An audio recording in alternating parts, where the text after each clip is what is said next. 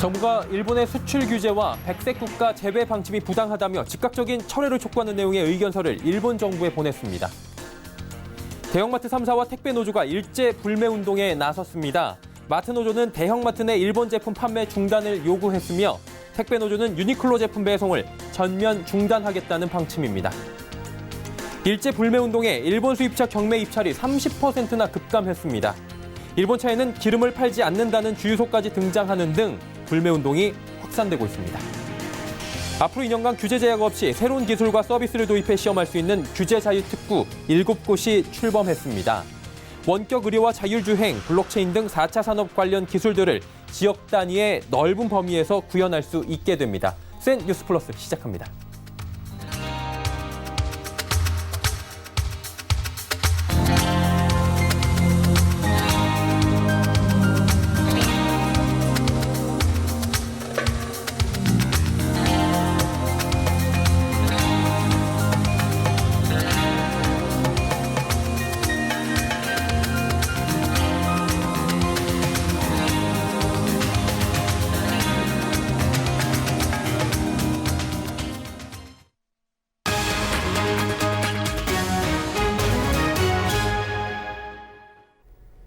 시청자 여러분 안녕하십니까? 센 뉴스 플러스 서정덕입니다. 정부가 일본의 수출 규제와 백색 국가 제외 방침이 부당하다며 즉각적인 철회를 촉구하는 내용의 의견서를 일본 정부에 보냈습니다. 성유무 산업통상자원부 장관은 오늘 서울정부청사에서 가진 브리핑에서 지난 7월 1일 일본 경제산업성이 입법 예고한 수출무역관리령 개정안에 대해 대한민국 정부 의견서를 제출했다고 밝혔습니다. 성 장관은 한국의 수출통제 제도 미흡, 양국 간 신뢰관계 훼손 등 일본 측이 내세우는 근본 조치의 사유는 모두 근거가 없다며 양국 간 경제협력 및 우호관계의 근간을 흔드는 중차대한 사안에 대해 사전 협의도 없이 입법 예고한 것에 대해 한국 정부는 다시 한번 깊은 유감을 표명한다고 말했습니다. 성 장관은 이어 한국 정부는 일본 정부에 강력하게 촉구한다며 이미 시행 중인 반도체 소재 3개 품목에 대한 근거 없는 수출 통제 강화 조치는 즉시 원상 회복돼야 한다고 강조했습니다. 또 한국을 백색 국가에서 제외하려는 수출 무역 관리령 개정안 역시 철회돼야 한다고 덧붙였습니다. 미국 전자업계를 대표하는 6개 단체들이 최근 일본의 대한국 수출 규제와 관련해 조속한 타결을 촉구하는 서한을 한일 양국 정부에 공동 발송한 것으로 확인됐습니다. 이번에 공개 서한을 보낸 단체는 미국 반도체 산업협회와 국제반도체 장비재료협회 등입니다. 이들 단체는 서한에서 최근 일본 정부에 의해 발표된 일부 반도체 소재에 대한 수출 규제와 관련한 우려를 표명한다며 이번 사안의 조속한 해결을 위한 노력을 요구한다고 밝혔습니다. 특히 일본의 수출 규제에 대해 불투명하고 일방적인 조치라 지적하며 글로벌 산업을 위협에 빠뜨릴 수 있다는 강한 경고 메시지를 보냈습니다. 미국 전자업계의 이번 공동서한은 일본의 소재 수출 규제로 인해 전 세계 메모리 반도체 시장에서 절대적인 위치를 차지하고 있는 삼성전자와 SK하이닉스의 생산 차질이 현실화될 경우 미국 업체들도 타격이 불가피하다는 인식에 따른 것으로 풀이됩니다. 특히 존 볼턴 미국 백악관 국가안보보좌관의 방한 시점에 맞물려 미국이 이번 사태에 본격적으로 관여하는 신호탄이 될 수도 있다는 관측도 나옵니다. 대형마트 3사와 이 택배 노조가 일제 불매 운동에 두 팔을 걷어붙였습니다. 마트 노조는 대형마트 내 일본 제품 판매 중단을 요구했으며 택배 노조는 유니클로 제품 배송을 전면 중단하겠다는 방침입니다. 문다희 기자의 보도입니다. 대형마트 노조가 대형마트 3사 내 일본 제품 판매 중단을 촉구하고 나섰습니다. 민주노총 마트산업노조는 24일 롯데마트 서울역점 앞에서 기자회견을 열고 이날부터 이마트, 롯데마트, 홈플러스 3사 고객들에게 일본 제품을 안내하지 않겠다고 밝혔습니다. 마트 노조는 여전히 대형마트에서 일본 제품이 판매되고 있다는 점을 지적했습니다. 마트 노동자들도 우리 국민 중에 한 사람으로서 뭔가를 이제 동참하고 싶다라는 생각이 정말 많았는데요. 대형마트 3사에 그 일본 제품을 판매를 중단할 것을 요구하는 공문을 우선 발송을 했고요. 그리고 나서 저희는 고객님들에게 마트 노동자들이 일본 제품 판매 안내를 하지 않는 것을 홍보하는 피켓을 이제 매장 앞에서 들고 고객들에게 선전을 할 거고 실제 매장 안에서는 안내를 하지 않을 생각입니다. 마트를 이용하는 소비자들도 이 같은 기업들의 불매 운동에 동참하고 있습니다. 일본산 과자 등 모든 것을 사 먹었었는데 안 사 먹어도 전혀 불편하지 않고요. 저도 이 불매 운동에 적극적으로 참여합니다. 이에 대해 이마트, 롯데마트, 홈플러스 대형마트 3사는 공식적인 입장을 내놓지 않았으나 현 사태에 대해 예의주시할 계획입니다. 특히 당장 판매대에서 일본 제품 철수는 어렵지만 일본 제품 판매를 촉진하는 프로모션 등은 지양하겠다는 방침입니다. 택배노조도 나섰습니다. 이날 민주노총 서비스연맹 택배노조는 서울 종로구 옛 일본 대사관 앞에서 기자회견을 열고 일본 의류 브랜드 유니클로의 제품을 배송하지 않겠다고 선언했습니다. 노조는 최근 유니클로 최고 재무 책임자가 일제 불매운동에 대해 오래 못 갈 것이라고 말한 것에 대해 불매운동 투쟁을 폄하한 것이라며 유니클로는 전범기인 우길기를 지속 사용한 대표적인 일본 기업이라고 강조했습니다. 서울경제TV 문다입니다. 지난 25년간 여러 차례 일본 제품 불매운동은 있었습니다. 하지만 일본 자동차 수입 시장은 굳건했습니다. 하지만 이번엔 상황이 다르다고 합니다. 일본 수입차 경매 입찰이 30% 급감했습니다. 일본 차에는 기름을 팔지 않겠다는 주유소까지 등장했다고 하는데요. 보도에 이하라 기자입니다. 한 남성이 은색 일제 렉서스 승용차를 쇠파이프로 부숩니다. 급기야 차량 위에 올라가더니 차량 앞유리를 깹니다. 차량 주변에 태극기와 함께 노 보이콧 재팬 팜플렛이 눈에 띕니다. 인천에서는 일본 차량을 일부러 부순 뒤 길거리에 전시하는 퍼포먼스가 펼쳐졌습니다. 인천 남동구 9월문화로 상인회는 어제 저녁 일본 제품 불매운동에 동참한다는 기자회견을 한 뒤 일본 차를 쇠파이프 등으로 부쉈습니다. 이 차량은 차주인 47살 송모 씨가 일본의 경제보복에 항의하는 차원에서 직접 내놓은 것으로 알려졌습니다. 일본 제품 불매운동으로 일본 수입 자동차 판매에 적신호가 켜졌습니다. 일본 차에 대한 딜러들의 경매 입찰이 불매운동 전인 전달보다 최대 30% 감소했습니다. 반면 일본 차 소유주들이 중고차 시장에 내놓는 매물은 늘고 있습니다. 인피니티 Q50은 6월엔 30건이 출품됐지만 이달에는 68대가 등록돼 2배 이상 늘었고 도요타 캠리는 65%, 닛산 알티마는 49% 늘었습니다. 그렇죠. 이제 시작이라고 보는 거죠. 그래서 불매운동 한다 하더라도 자동차 쪽은 영향을 그렇게 많이 받지는 않았었거든요. 정부에서 주도하는 부분이 아니라.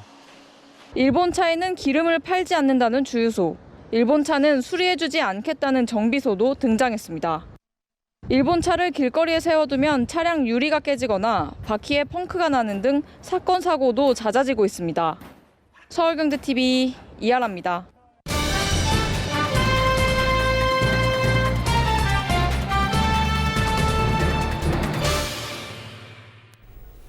일본 제품 불매운동이 들불처럼 번지고 있습니다. 상식적으로 이해할 수 없는 일본의 경제 도발에 현대판 의병운동처럼 일본 제품 불매운동이 거국적으로 펼쳐지고 있는 건데요. 이와 관련해 경제산업부 김혜영 기자와 자세한 이야기 나눠보도록 하겠습니다. 김 기자, 불매운동이 요즘에 더 확산이 되고 있다면서요? 네, 맞습니다. 일본에 가지 않겠다, 일본 제품을 사지 않겠다 등 반일 감정이 거세지고 있습니다. 여기에 참여하는 국민들이 굉장히 크게 늘어나면서 파급력이 커지고 있는데요. 일단은 일본행 항공권 취소가 급증을 하고 있습니다. 제 주변에서도 여름철 휴가 시즌이잖아요. 가깝다 보니 일본 예약을 해놨다가 취소하는 사례들이 굉장히 많이 벌어지고 있는데요. 통계로도 잡히고 있습니다. 일본행 항공권과 관련 여행 상품을 찾는 소비자들의 발길이 뚝 끊어졌다고 합니다. 우선 하나투어에 따르면 일평균 1000여 건에 달했던 일본 관련 여행 상품 예약 건수가 반토막이 났습니다. 모두 투어도 마찬가지입니다. 매달 한 2만 명 정도가 일본행을 선택을 했다고 하는데 매출이 70% 감소했다고 합니다. 소비재도 마찬가지입니다. 일본산 맥주, 라면, 과자 등 매출이 뚝뚝 떨어지고 있습니다. 소비자들의 외면을 받고 있는 건데요. 이마트에 따르면 이달 들어서면서 일본산 맥주 매출은 30% 급감했습니다. 라면도 상황 같습니다. 31.4% 떨어졌고요. 이외의 소스류 역시나 30% 가까이 매출이 떨어지고 있는 상황입니다. 이런 소비재를 넘어서서 이제는 문화 공연까지, 문화재로까지의 불매 운동이 확산되고 있는 상황인데요. 반짝 불매 운동이 아니라 소비자들이 좀 근본적으로 이런 소비 패턴이 변화하고 있는 이런 움직임이 강화되고 있습니다. 네, 예전하고는 좀 많이 달라졌다는 걸 일본도 알아야 될 겁니다. 주변만 봐도 정말 일본 제품 안 사는 분들이 많이 늘고 있는데 이게 소비자를 넘어서 지금은 유통사들까지 반기를 들고 있다고 하더라고요. 맞습니다. 상황이 걷잡을 수 없이 네. 커지고 있는 상황입니다. 일본 물건을 사지 않겠다를 넘어서서 유통업체까지 가세하고 나섰습니다. 사지도 않고 우리가 팔지도 않겠다 이런 건데요. 동네 마트, 슈퍼마켓 등으로 이루어진 한국중소상인 자영업자연합회에서는 일본 제품 금지 품목을 확대하고 있습니다. 여기에 참여할 수 있는 매장 수도 늘리겠다며 지금 3,000개 정도가 동참을 하고 있고요. 지역 상인협회도 마찬가지입니다. 일본 제품을 더 이상 팔지 않겠다며 폐기를 하고 있는 상황입니다. 이처럼 일본에 대한 감정이 극으로 치닫고 있는 이런 대목들이 지금 하나하나 연출이 되고 있는데요. 상식적으로 이해할 수 없는 이런 일본의 도발 때문에 국민들의 공분이 더욱더 커지고 있는 상황입니다. 네, 지금 시간이 가면 갈수록 일본 측에서는 금방 잦아들 것이다 했지만 국민들의 공분이 이렇게 커지고 있는 상황인 겁니다. 그리고 여기에 여기저기서 일본 제품 불매운동 권장하는 분위기까지 연출이 되고 있다더라고요. 네, 맞습니다. 일본 여행을 취소하는 사람들에게 상품을 주거나 할인 혜택을 주는 등 이런 이벤트들도 펼쳐지고 있습니다. 전남의 한 지역 농협에서는 일본 여행을 취소한 사람들을 대상으로 10kg의 쌀을 무료로 증정하고 있고요. 강원도 정선에 있는 리조트들도 일본 여행을 취소한 소비자들에게 할인 혜택을 주고 있습니다. 이렇게 시민들이 벌이고 있는 자발적인 불매운동의 열기가 더욱더 확산되고 뜨거워지고 있는 상황인데 쉽게 잦아들지는 않을 것으로 보입니다. 네, 그리고 이제 불매하면 가장 저희가 대표적으로 지금 떠올릴 수 있는 브랜드가 유니클로라고 할 수 있을 것 같습니다. 시끌시끌 하더라고요. 무슨 네. 일입니까? 유니클로가 불매운동의 표적이 됐습니다. 네. 지금 매출이 한 30% 정도 급감을 했다고 하는데요. 참 불난집에 부채질한 상황이 연출이 그렇죠. 됐습니다. 유니클로의 한 임원이 한국의 이런 불매운동이 오래가지 않을 것이다. 이런 발언을 좀 내놓으면서 국민들의 공분이 굉장히 커지고 있는 상황입니다. 이 상황이 걷잡을 수 없이 커지게 되자 유니클로에서 나서서 공식적으로 사과를 2번이나 했는데요. 그래도 여론은 쉽게 가라앉지 않고 있는 상황입니다. 가뜩이나 반일 감정이 좋지 않은 상황에서 이런 발언을 했다는 것 자체가 한국 소비자를 우습게 본 거 아니냐, 이런 싸늘한 시각들이 굉장히 많은 상황입니다. 네. 그리고 이제 일본 제품에 대해서 국내 소비자들이 어떤 제품이 정확히 일본 제품인지 알 수 있게 해주는 그런 사이트까지 등장했더라고요. 네, 노노재팬 들어보셨죠? 예, 접속도 해봤어요. 네, 저도 접속을 해봤는데 노노재팬 여러분들 많이 들어보셨을 겁니다. 일본 회사의 제품이 무엇인지, 이걸 한국산으로 대체할 수 있는 국산 대체제가 무엇인지 이런 정보를 알려주는 이 서비스인데요. 연일 실시간 검색어 1위를 차지하면서 굉장히 화제가 되고 있습니다. 그만큼 국민들의 반일 감정이 고조돼 있다는 걸 보여주는 대목이기도 하고요. 우리가 일상생활에서 사실 알게 모르게 일본 제품을 굉장히 많이 사용을 하고 있습니다. 그런데 이 일본 제품들을 좀 걸러내겠다라는 거예요. 소비자들이 직접 제품의 목록을 올리고 또 이를 대체할 수 있는 국산화 제품의 목록도 함께 올리면서 공유를 하고 있는데요. 접속자가 몰리면서 현재 사이트가 마비되는 상황들도 연출이 되고 있습니다. 시민들의 지지가 잇따르고 있는데 이처럼 일본을 향한 불매운동의 열기는 한동안 수그러들지 않을 것으로 보입니다. 네, 지금 빠른 속도로 퍼지고 있는 일제품에 대한 불매운동에 대해서 오늘은 경제산업부 김혜영 기자와 자세히 살펴봤습니다. 고맙습니다.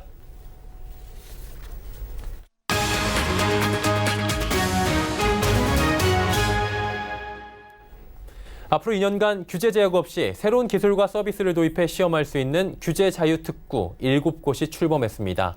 원격 의료와 자율주행, 블록체인 등 4차 산업 관련 기술들을 지역 단위의 넓은 범위에서 구현할 수 있는 길이 열린 겁니다. 김성훈 기자가 보도합니다. 신사업 육성과 혁신기술 시험을 위한 규제 자유특구가 전국 7개 지역에서 처음으로 출범합니다. 규제 자유특구위원회는 지난 23일 이낙연 국무총리 주재로 열린 제2차 회의에서 7개 지방자치단체를 규제 자유특구로 지정하기로 결정했습니다. 중소벤처기업부에서 전국 지자체가 신청한 34개 특구 계획 중 8개를 우선 신청 대상으로 선정했고 이 중 7개가 최종 승인된 겁니다. 이번에 승인된 특구 계획은 전남의 이모빌리티, 충북의 스마트 안전, 강원의 디지털 헬스케어, 대구의 스마트 웰니스, 경북의 차세대 배터리 리사이클링, 부산의 블록체인, 세종의 자율주행 등입니다. 이들 특구에서는 앞으로 2년간 규제 제약 없이 신기술을 개발하고 테스트할 수 있습니다. 2년 후에는 결과를 평가해 특구 연장, 확대 또는 해제를 결정할 방침입니다. 규제 자유특구에서 스타트업이 활발히 생겨나고 신기술이 집적되어 제2의 벤처붐이 지역으로 확산되도록 최대한 지원하겠습니다. 7개 특구에서 허용된 규제 특례는 총 58건으로 크게 개인정보 의료 분야, 자율주행차 친환경차 분야, 에너지 분야로 나뉩니다. 지자체 추산에 따르면 이번에 특구로 지정된 지역은 앞으로 4에서 5년간 매출 7천억 원, 고용 유발 3,500명, 400개 기업 유치 효과를 볼 것으로 기대됩니다. 중기부는 특구의 성과를 높이기 위해 특구 내 지역 기업과 대학 연구기관 등의 연구개발 자금과 특허, 판로, 해외 진출 등을 지원할 계획입니다. 서울경제TV 김성훈입니다. 벌써 8개월째 삼성바이오로직스에 대한 검찰 수사가 진행 중인데요. 길어지는 수사 속에 주가는 연일 하락하고 있는 상황입니다. 특히 지난 1분기는 물론이고 최근 발표된 2분기 실적도 개선세가 뚜렷하지 않으면서 증권업계는 삼성바이오로직스 목표가 줄하향에 나선 모습입니다. 이소연 기자의 보도입니다. 삼성바이오로직스의 주가는 연초 37만 원대로 출발했습니다.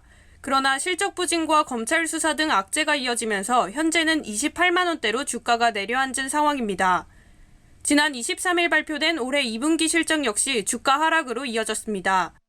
이날 공시에 따르면 지난 2분기 삼성바이오로직스의 매출액은 전년 동기 대비 37.7% 감소한 780억 원이었습니다.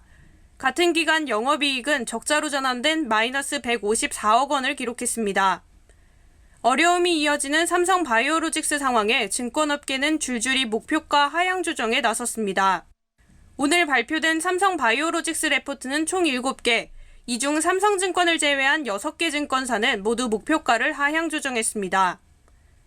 목표가 줄하향으로 오늘 삼성바이오로직스의 주가는 또다시 하락 마감했습니다. 다만 아직 반등의 기회가 남아있다는 분석도 나옵니다. 진홍국 한국투자증권연구원은 3분기부터는 이익 개선이 예상되고 있다며 검찰 수사도 막바지에 달하고 있어 펀더멘털과 센티멘트는 바닥을 친 상황이라고 평가했습니다. 홍가혜 대신증권연구원 역시 기저효과와 가동률 회복으로 내년 실적 개선의 폭은 확대될 것이라고 분석했습니다. 삼성바이오로직스의 반등, 실적 부진과 기업 이슈를 하루빨리 해소하는 것에 달려있는 상황입니다. 서울경제TV 이소연입니다.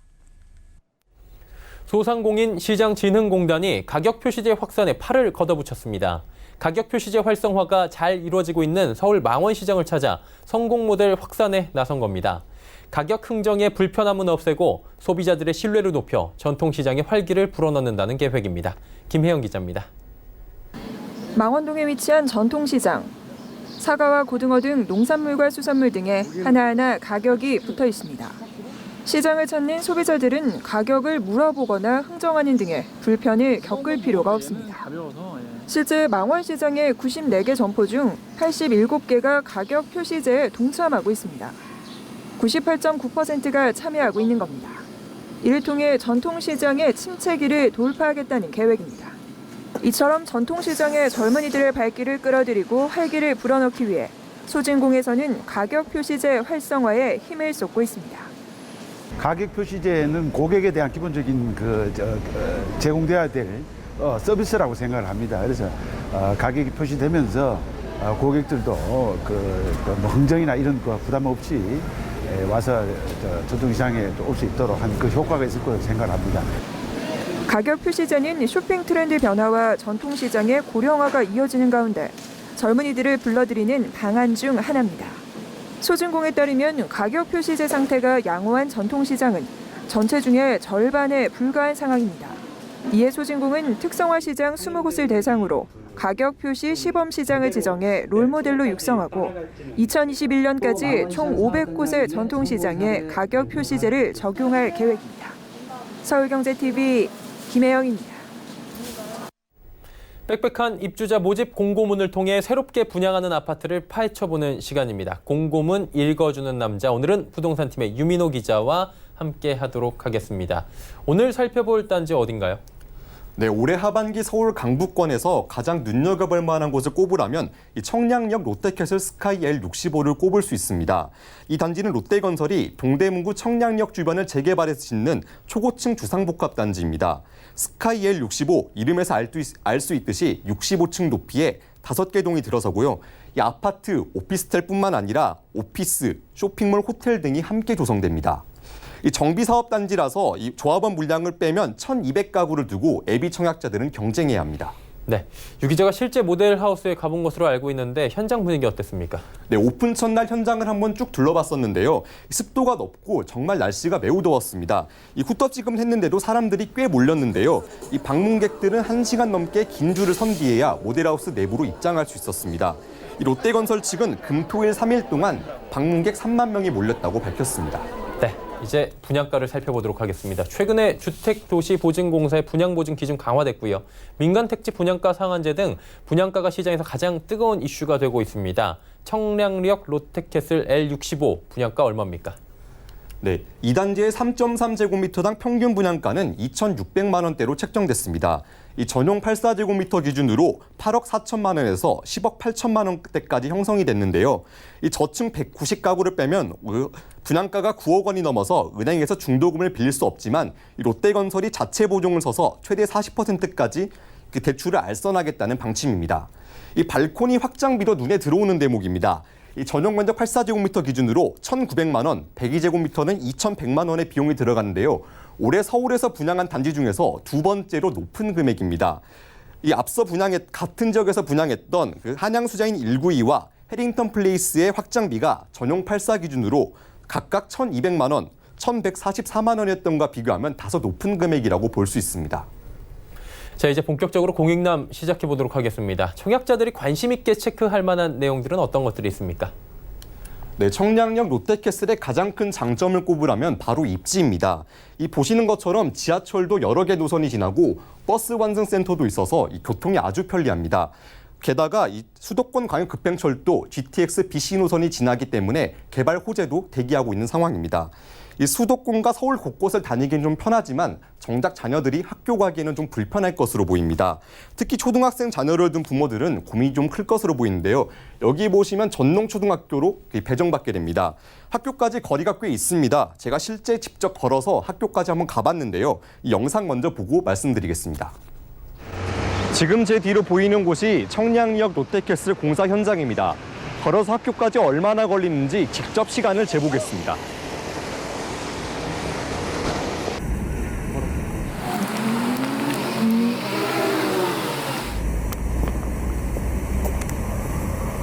네, 공사 현장에서 학교까지 직접 걸어와 봤습니다. 이 어른 걸음으로 15분 정도 걸렸는데 아이들이 직접 걸었다면 20분 넘게 걸렸을 거리입니다. 네, 중학교나 고등학교도 사정은 마찬가지입니다. 이 통학버스 같은 대안이 마련되지 않는다면 그 자녀를 둔 부모들의 고민은 더 깊어질 것 같습니다. 네, 어른 걸음으로 얼마나 걸리는지 학군에 대해서 직접 통학 거리까지 확인을 해봤습니다. 공고문에서 또 주목할 만한 부분이 있을 것 같은데요. 네, 주상복합이다 보니까 아무래도 이런 내용이 공고문 곳곳에서 한번 찾아볼 수 있었습니다. 이 상가나 공용시설들이 함께 들어서기 때문에 소음이나 냄새 같은 문제들이 발생할 수 있는데요. 역세권 개발이 이제 시작 단계이기 때문에 주변 환경이 다소 어수선할 수 있습니다. 지상철도, 광장, 그리고 민자역사, 청가물시장, 그리고 고가도로까지 이 단지 주변을 둘러싸고 있어서 이 조망, 일조권 사생활 침해들이 발생할 수 있는 우려가 있습니다.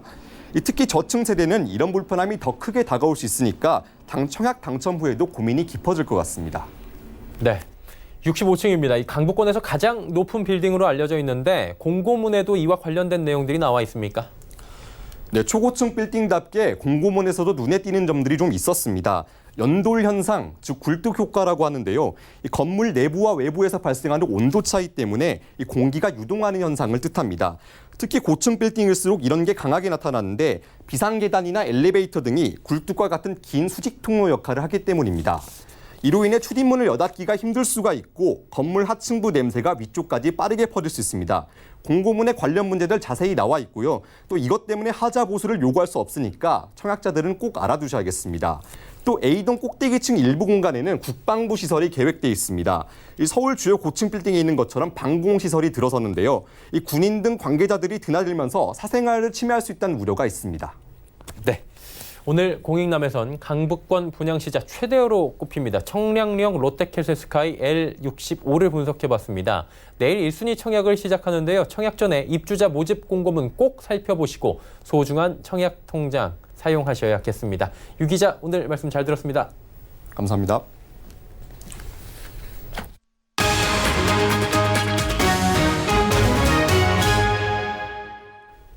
수엔 뉴스 플러스 마칩니다. 함께해 주신 여러분 고맙습니다.